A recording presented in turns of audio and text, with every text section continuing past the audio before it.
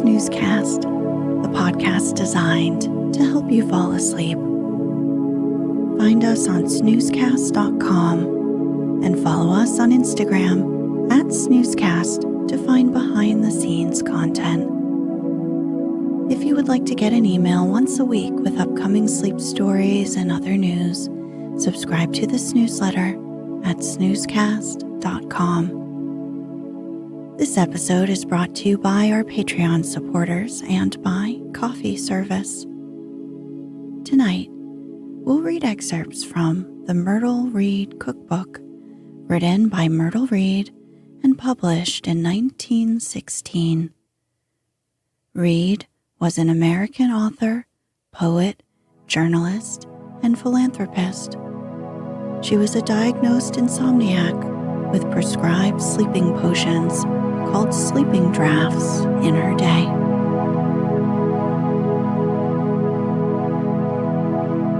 Let's get cozy.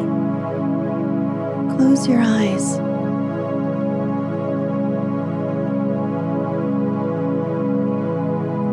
Relax your body into the softness of your bed.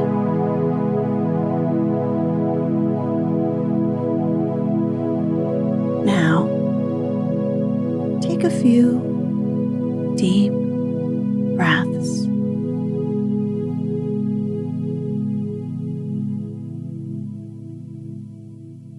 Let us proceed to our breakfast, in which the table plays no small nor unimportant part.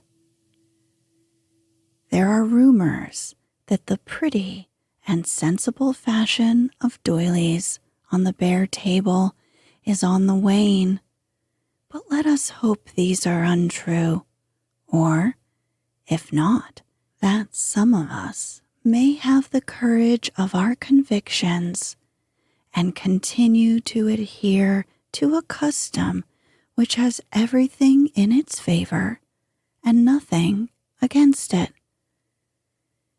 In the absence of handsome top of oak or mahogany, the breakfast cloths, fringed or not, as one likes, which are about 1.25 yards square, are the next best thing. Asbestos mats under the cloth protect the table from the hot dishes. Failing these, fairly satisfactory substitutes are made from thin white oilcloth between 2 layers of Canton flannel, fur side outside, and quilted on the machine. Grass table mats are also used, but always under cloth or doily. Canton flannel, quilted, 3 layers to a mat, is easily washed and furnishes a great deal of protection. Breakfast, most assuredly, is not dinner, and there should be a distinct difference in the laying of the table. The small doilies are easily washed, and fresh ones are possible every morning, an assured gain in the way of daintiness. Let us suppose that we have a handsome tabletop and an unlimited supply of doilies, tray cloths, and centerpieces. First, the centerpiece goes on, exactly in the center, by the way, and not with a prejudice leaning to one side or the other. On this belongs the pot of growing fern, the low jar containing a few simple flowers, or a bowl of fruit decorated with green leaves, if green leaves are to be had. At each place the breakfast doily, 9 or 12 inches square, a small doily for the coffee cup, and another for the glass of water. At the right of the plate, the small silver knife, sharp edge toward the plate, the spoons for fruit and cereal at the left, one fork or two as needed, and the coffee spoon. In front of the master of the house, the small platter containing the pièce de résistance will eventually be placed. In front of the mistress of the mansion, the silver tray bearing the coffee service, coffee pot, hot water pitcher, cream jug, milk pitcher, and sugar bowl. Breakfast napkins are smaller than dinner napkins, and the small fringed napkins are not out of place. Costly thy habit as thy purse will buy might well refer to linen, for it is the one thing in which price is a direct guarantee of quality. Satisfactory breakfast cloths and napkins are made of linen sheeting, fringed, hem-stitched, or carefully hemmed by hand, and in this way a pretty cloth can be had for less money than in any other. The linen wears well, washes beautifully, and acquires a finer sheen with every tubbing. Insertions and borders of a heavy lace make a breakfast cloth suitable for the most elaborate occasion, and separate doilies may easily be made to match. The heavy white embroidery which has recently come into favor is unusually attractive here. Finger bowls wait on the sideboard to be placed after the fruit course or after breakfast. The rose water, slice of lemon, geranium leaves, and other finger bowl refinements in favor for dinners are out of place at breakfast. Clear, cool water is in better taste. The china used at the breakfast table should be different from that used at dinner. Heavier ware is permissible, and more latitude in the way of decoration is given. Much of the breakfast china one sees in the shops is distinctly cheerful in tone, and one must take care to select the more quiet patterns. It is not pleasant to go to breakfast with a fickle appetite and be greeted by a trumpet-toned good morning from the china. Endless difference is allowed, however, and all the quaint, pretty jugs, pitchers, and plates may properly be used at breakfast. One is wise, however, to have a particular color scheme in mind and to buy all china to blend with it. Blue and white is a good combination and is, perhaps, more suitable for the morning meal than anything else. As a certain philosopher says, the blue and white look so pretty with the eggs. The carafe, muffin plate, platter, and all other bowls, platters, plates, and pictures not on the individual cover have each a separate doily, with the protecting mat always under hot dishes. A well-set table is governed by a simple law, that of precision. Dishes arranged in an order little less than military, all angles either right or acute, will, for some occult reason, always look well.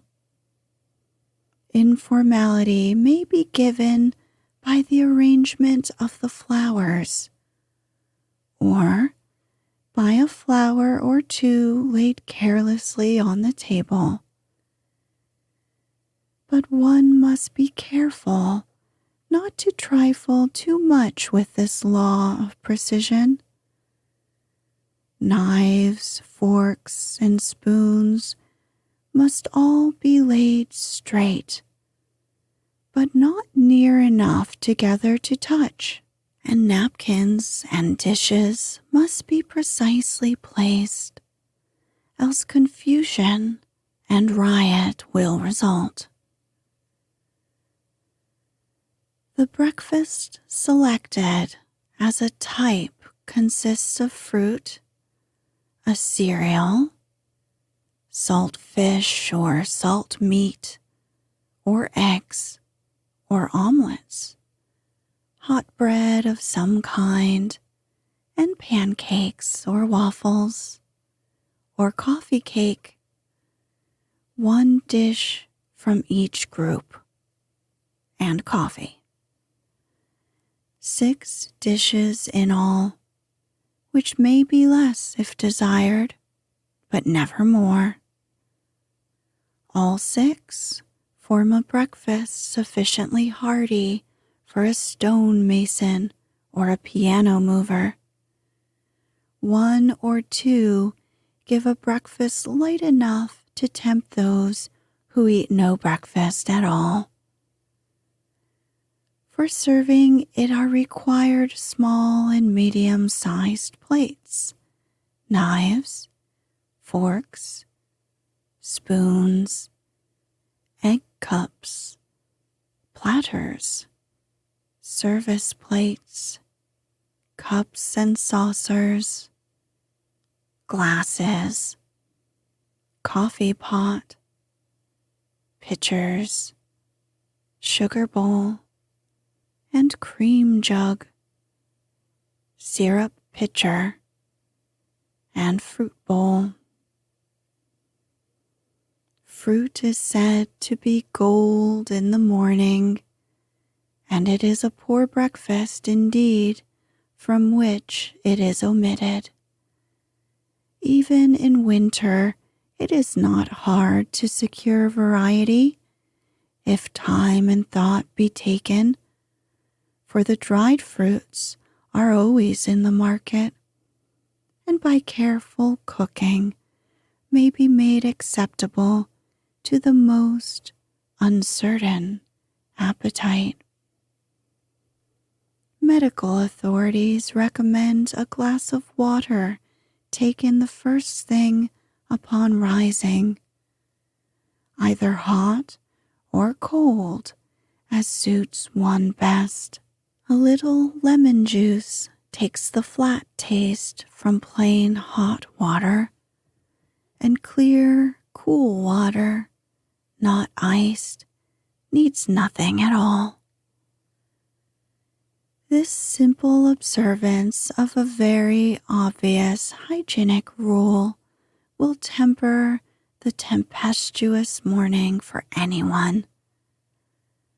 One washes his face, his hands, his body, then why not his stomach, which has worked hard a large part of the night and is earnestly desirous of the soothing refreshment of a bath.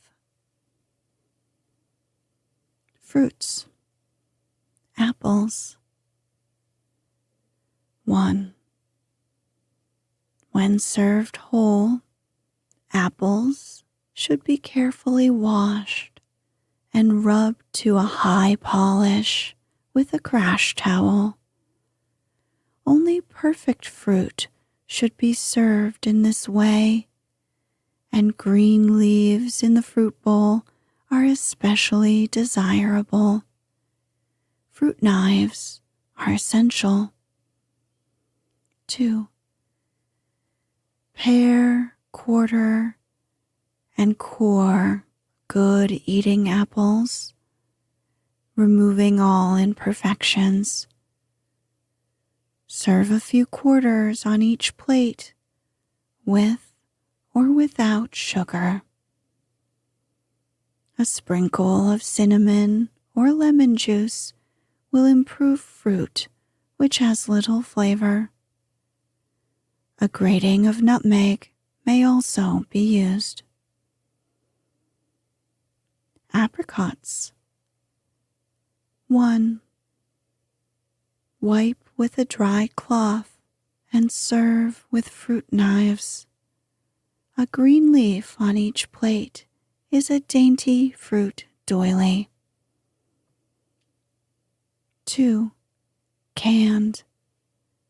Drain, rinse in cold water, arrange on plates, and let stand several hours before serving, sugar or not, as desired. Save the syrup to flavor syrup for pancakes or to use for puddings or fritters. 3. Dried. Soak overnight. Cook very slowly in the water in which they were soaked, adding very little sugar. Serve with cereal or separately. 4. Sauce. Cook as above and rub the fruit through a sieve. The canned, dried, and freshened fruit may be used in the same way. Bananas. 1. Serve in the skins with fruit knives, 1 to each person. 2. Skin and scrape and serve immediately. People who cannot ordinarily eat bananas usually find them harmless when the tough, stringy pulp is scraped off. 3. Baked. Bake without peeling, basting with hot water and melted butter occasionally. Let cool in the skins. 4. Baked. Skin, scrape, and bake, basting with lemon juice and melted butter. Sprinkle with sugar if desired. 5. Au naturel. Slice into saucers. Sprinkle with lemon juice and sugar. 6. With sugar and cream. Slice. Sprinkle with powdered sugar. Pour cream over. And serve at once. 7. With oranges. Slice. Add an equal quantity of sliced oranges and sprinkle with sugar. 8. With cereal, slice fresh bananas into a saucer. Sprinkle with sugar Cover with boiled rice or with any preferred cereal. Blackberries. Serve with powdered sugar, with or without cream. A tablespoon of cracked ice in a saucer of berries is appreciated on a hot morning. Cherries. 1. Serve very cold with the stems on. A dainty way is to lay the cherries upon a bed of cracked ice and serve with powdered sugar in individual dishes. 2. Pit the cherries, saving the juice, and serve in saucers with sugar and plenty of cracked ice. 3. Iced. Beat the white of an egg to a foam. Dip each cherry into it, then roll in powdered sugar and set on a platter in the refrigerator. Must be prepared overnight. 4. Crusts. Butter rounds of stale bread, spread with pitted cherries and their juice, sprinkle with sugar, and bake. Serve very cold. Currants. Serve in cracked ice with plenty of sugar. These are also served iced and on crusts. Figs may be served from the basket. This, of course, applies only to the more expensive varieties, which are clean. The ordinary dried fig of commerce must be washed many times and is usually sweet enough without adding more sugar. Steamed. Set a plate of figs in a steamer over boiling water until plump and soft, then set away to cool. Stewed.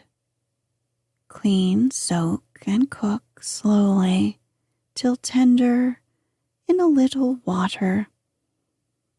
Skim out, drain, sweeten the syrup slightly, reduce 1/2, pour over the figs, and cool. A bit of vanilla or wine may be added to the syrup. Grapes. This luscious fruit is at its best when served fresh from the vines, with the bloom still on. Never wash a bunch of grapes if it can be avoided. Serve with grape scissors to cut the bunches apart. People who fear appendicitis may have the grapes squeezed from the skins and the seeds afterwards removed. They are very nice this way, with sugar and pounded ice. Grapefruit. A good grapefruit will have dark spots. A skin which seems thin will be firm to the touch and heavy for its size. To serve, cut crosswise and remove the white, bitter pulp which is in the core, and separate the sections. Fill the core with sugar and serve cold. A little rum or kirsch may be added just before serving. But, as George Ade said, a good girl needs no help, and it is equally true of a good grapefruit. If anybody knows why it is called grapefruit, please write to the author of this book in care of the publishers. Oranges. Serve with fruit knives or in halves with spoons, either the orange spoon, which comes for that purpose, or a very heavy teaspoon. Another way is to remove the peel, except a strip an inch wide at the equator. Cut at a division line and straighten out the peel, taking care not to break off the sections. Or the fruit may be peeled, sliced, and served on plates with sugar. Peaches. Wipe with a dry cloth and serve with fruit knives. Or, if you think much of your breakfast napkins, peel and cut just before serving as they discolor quickly. Serve with cracked ice or with cream. Hard peaches may be baked, as apples are, and served cold with cream. Stewed peaches may be served on crusts. Pears. Serve as they come with fruit knives. Hard pears may be baked or stewed according to directions previously given. Pineapple. Peel. Cut out the eyes and shred from the core with a silver fork. Sprinkle with sugar and keep on ice some hours before serving. Pineapple is the only fruit known to have a distinct digestive value, and it works most readily on starches. It combines pleasantly with bananas. Prunes. These are no longer despised since the price has gone up, and the more expensive kinds are well worth having.